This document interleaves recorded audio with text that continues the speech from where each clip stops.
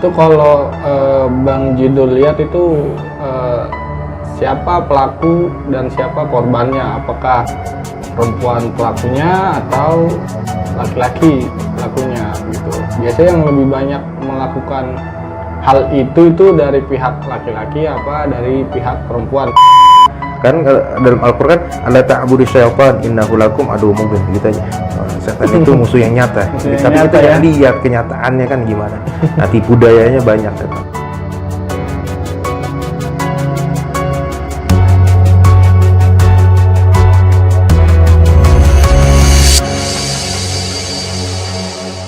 Assalamualaikum warahmatullahi wabarakatuh. Waalaikumsalam warahmatullahi wabarakatuh. Ketemu lagi bersama kami di channel Dua Mata Jidul. Pada kesempatan kali ini kita akan membahas tema apakah itu pelet, apa itu santet, dan bagaimana cara menghindarinya.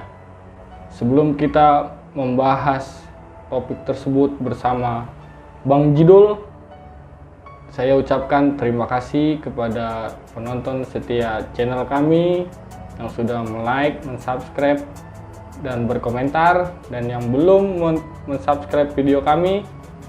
Agar tidak ketinggalan, maka segera subscribe channel kami.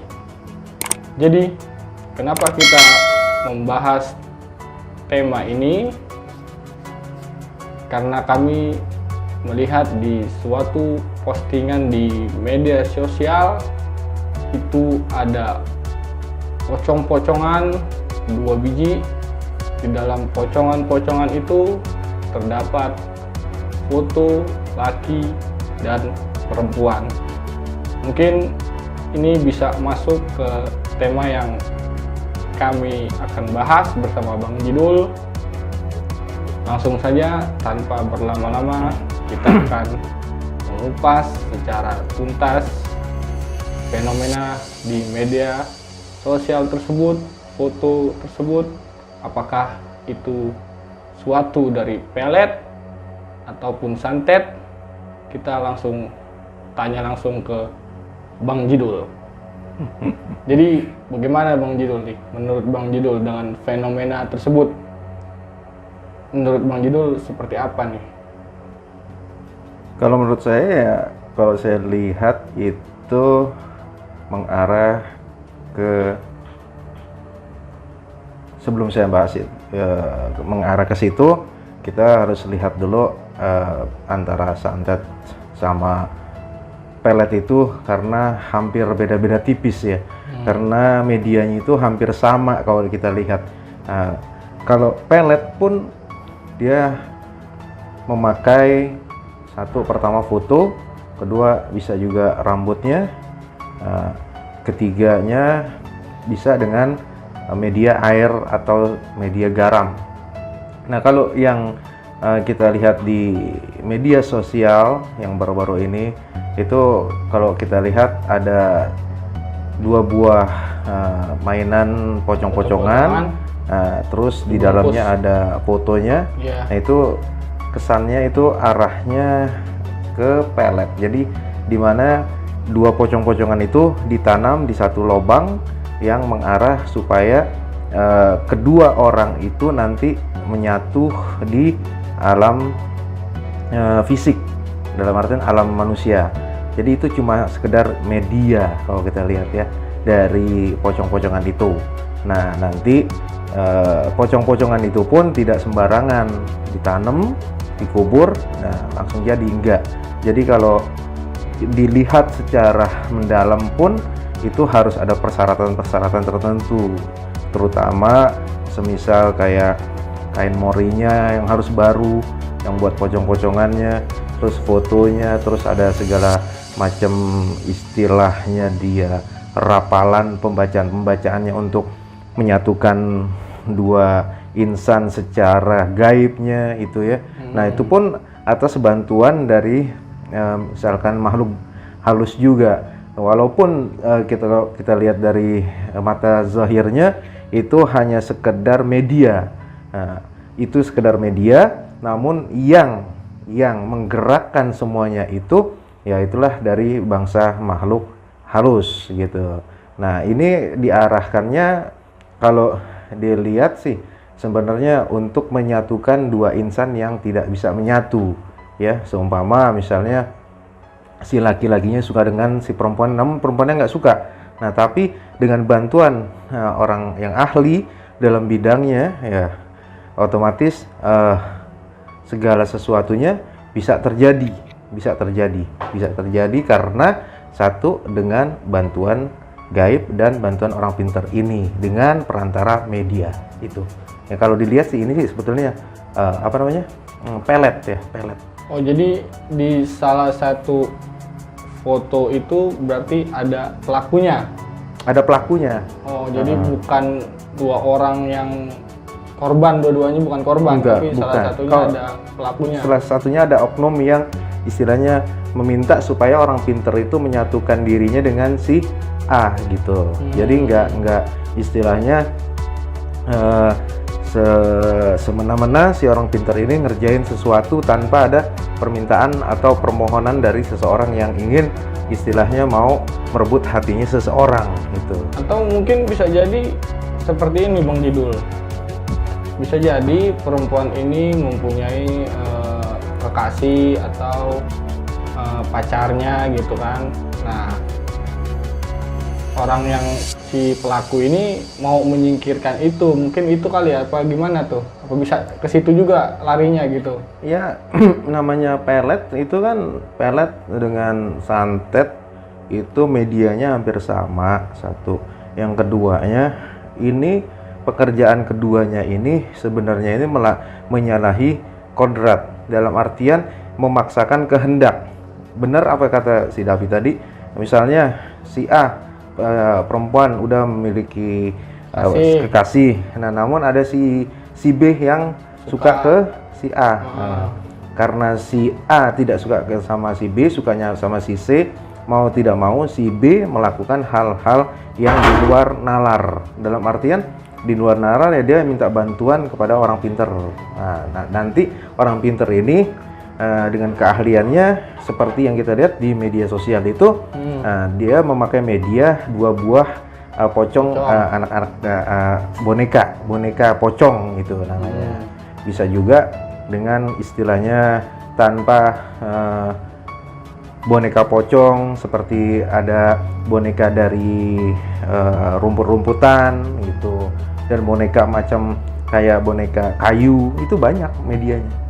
Itu kalau Bang Jidul lihat itu siapa pelaku dan siapa korbannya? Apakah perempuan pelakunya atau laki-laki pelakunya gitu? Biasanya yang lebih banyak melakukan hal itu dari pihak laki-laki apa dari pihak perempuan biasanya yang lebih sering melakukan pelet? Pelet. Kalau pelet itu kebanyakan ini dari kaum perempuan pelet. Pelet ini yang melakukan perempuan gitu. Kita nggak melihat, kita nggak bicarakan yang di media sosial ini siapa yang melakukan, si perempuan apa sih laki-laki. Tapi kita akan bicara global dulu. Kebanyakan pelet itu dilakukan oleh para perempuan.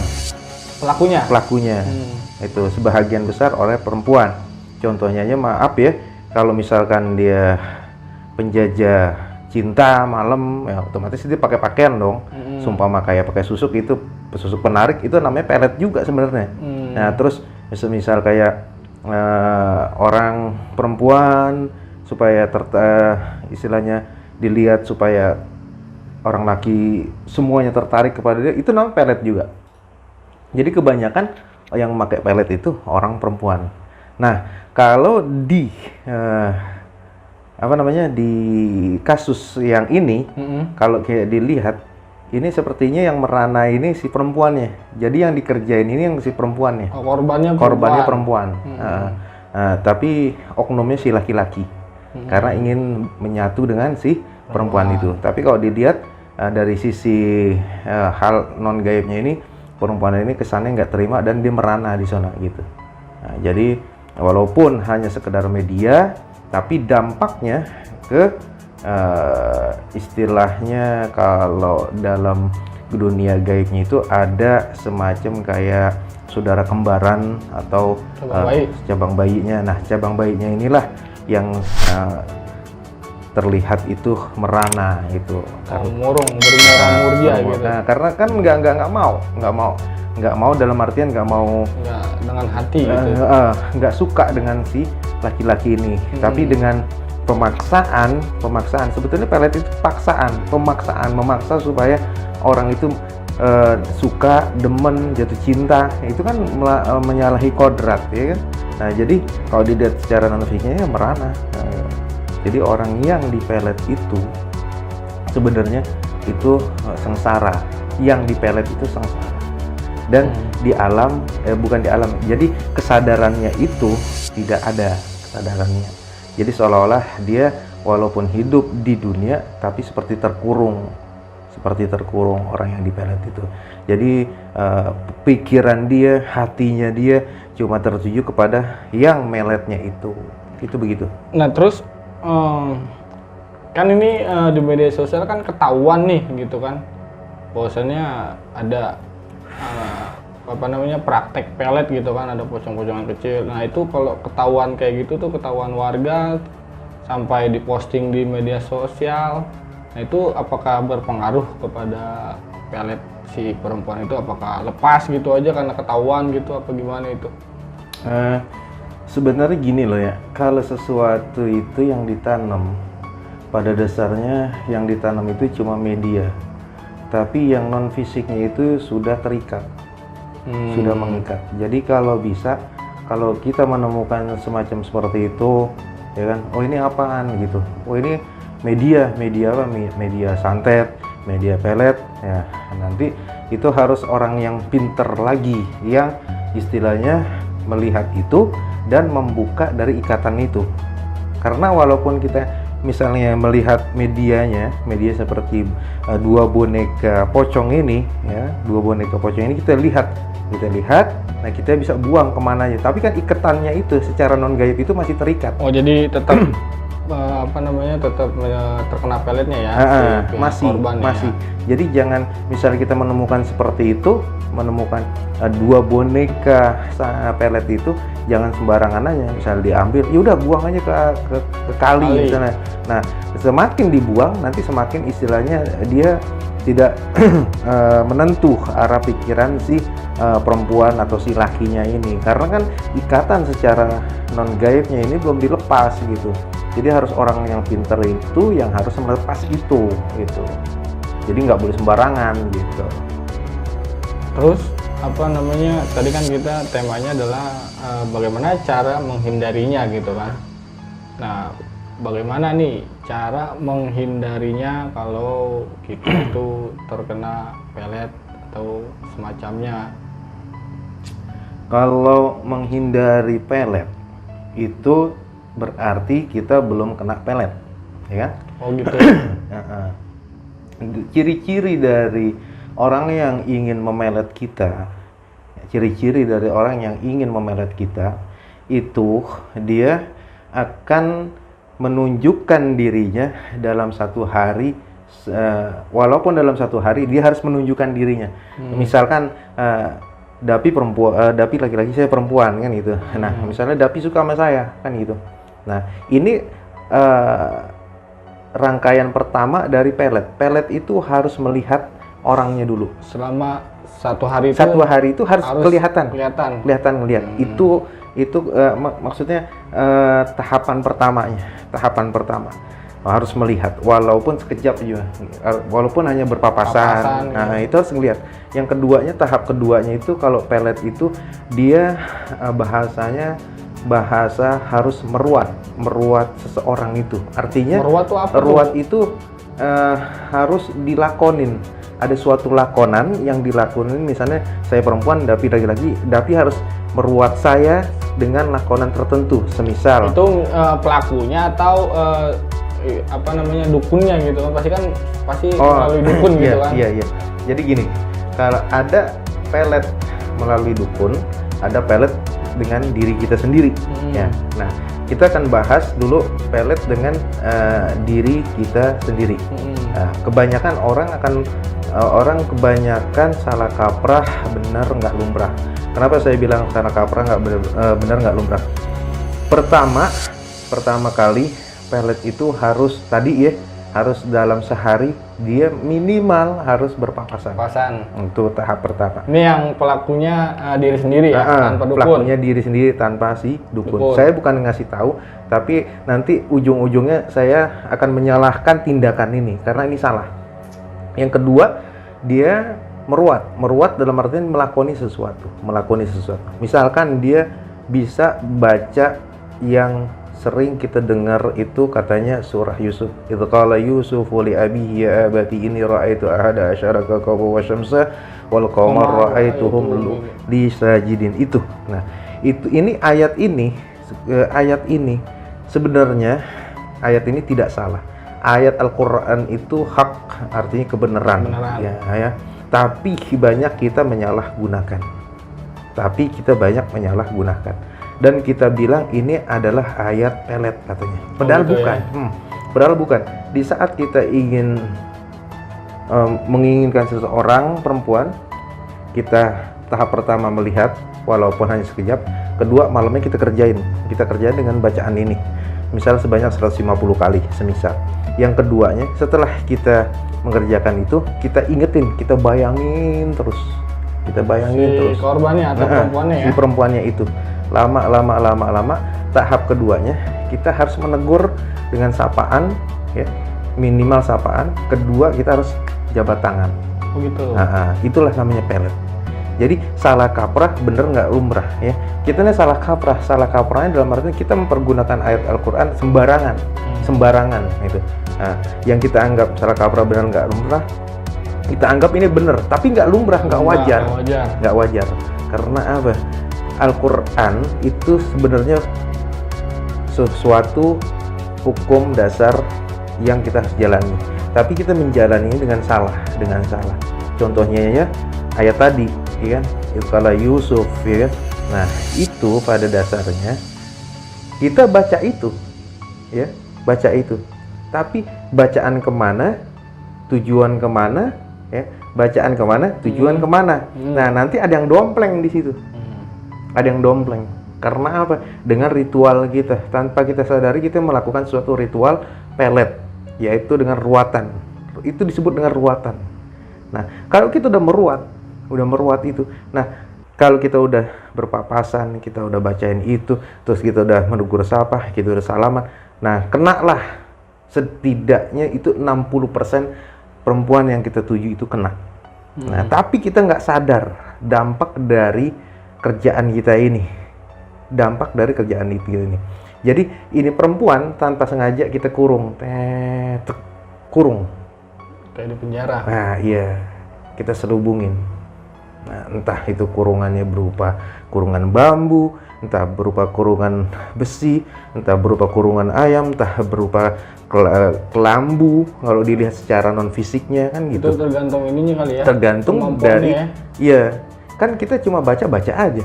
Hasil yang kita kerjakan kita nggak lihat ini berupa apa. Ini istilahnya sesuatu yang tidak baik, yang kita paksakan untuk kita dapatkan. Gitu. Al-Qur'annya mah nggak salah, Al-Qur'an, tapi tindakan kita yang salah. Tanpa kita sadarin kita didompleng sama si setan gitu. Setanlah yang membantu itu. Lagi-lagi setan lagi. Saya nggak menyalahkan setan, tapi emang ini dasarnya iya. Kan dalam Al-Quran ada ta'budu syaitan innahu lakum aduwwum mubin begitu aja. Setan itu musuh yang nyata. Tapi kita jangan lihat kenyataannya kan gimana. Nah, tipu dayanya banyak setan gitu. Nah, jadi itu kalau kita melakukan pelet sendiri secara manual secara pribadi tanpa dukun gitu ya. Tanpa melalui seorang pinter ya. Nah, kalau dukun kita datang ujuk-ujuk. Nah, seumpama Dapi seorang dukun pelet. Nah, saya minta Pak Dapi, saya minta tolong, saya suka sama si A. Oh, si A. Namanya siapa? Nama panjangnya siapa? Ya? Pakai bin atau binti gak? Binti dia biasanya. Pakai binti biasa. Tapi kalau kebanyakan orang-orang ngarang-ngarang gitu ya. Misalnya Siti Siti Marzuki binti Adam, karena nggak tahu bintinya, nggak tahu bintinya. Itu ngarang-ngarang aja. Itu nggak nyasar tuh?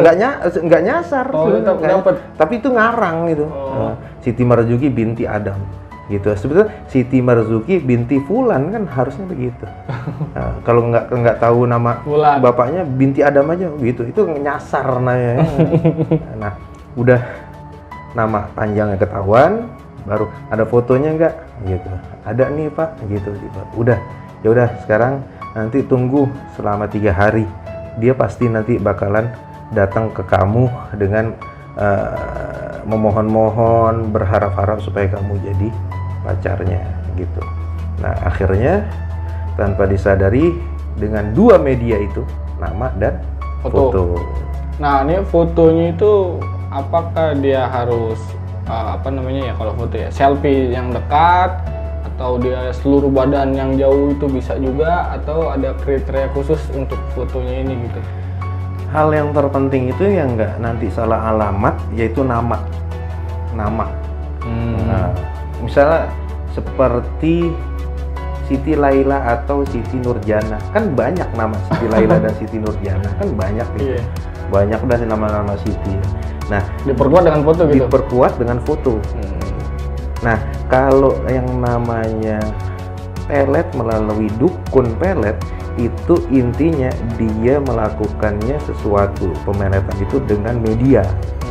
Dengan media tanpa maksudnya gini loh. Nah, bukan hanya sekedar nama dan foto. Kalau nama dan foto itu dari kita yang mengasih ke dukun pelet itu. Nah nanti si dukun pelet ini punya sesuatu media lagi, misalnya kan sebaskom air kembang mawar merah putih, terus ditambah lagi bunga kenanga, ditambah lagi bunga melati, ada lagi bunga setaman, ada lagi bunga telon. Bunga telon itu yang terdiri dari bunga melati, bunga kantil, sama bunga mawar 333 dan telur itu. Nah itu semuanya hidangan-hidangan untuk apa? Jin. Nah, jinnya dia. Jinnya dia. Orang kalau udah jadi dukun santet, dukun pelet, itu dia punya perewangan, punya khaddam, punya jin yang khusus, yang ahli dalam pelet. Oh, jadi sebelum kasarnya nih, kalau kita melogikannya adalah, nih Jin, gue mau kasih kerjaan nih, lu makan dulu nih. Nah, gitu. Nah, jadi kita intinya ya tanpa disadarin itu klinik yang bersekutu dengan setan. Kalau klinik itu ya seperti itu. Dukun-dukun yang tidak diperbolehkan kita memohon, yaitu dukun klinik seperti itu, yang dia bekerjanya dengan bantuan seperti misalnya bunga-bungaan, terus melalui keris, melalui telur. Nah sekarang kita harus tahu media-media itu. Media-media itu harus tahu kembang ini, air kembang ini untuk siapa gitu. Nah telur ini untuk siapa gitu, harus tahu. Nah kalau cuma jawaban ya ini untuk syarat, nah ini untuk syarat, ya semua jawaban syarat kan gitu. Ya contohnya kayak kopi ini kan disediain, ini kan bukan saja nih kan. Kerupuk dong. Nah ini kan tujuannya kan untuk saya kan minum ya. Minum kopi lah, iyalah udah disediain ya. Kan kita harus tahu kopi buat saya ya kan, roti buat si Davi kan begitu. Jadi kita harus tahu itu media semuanya gitu. Misal sebar garam itu fungsinya untuk apa gitu, ya kan? Jadi kalau